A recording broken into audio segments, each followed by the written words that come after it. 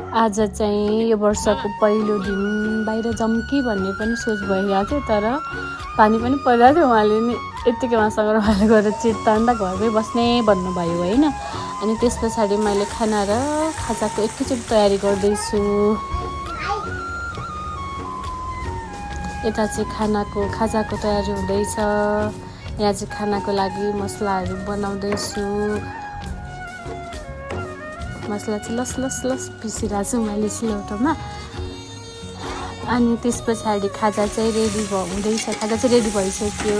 अब हामी खाजा चाहिँ खाएर अनि खानाको पनि तयारी भइरहेछ। अब खाजा चाहिँ हामी खान्छौँ।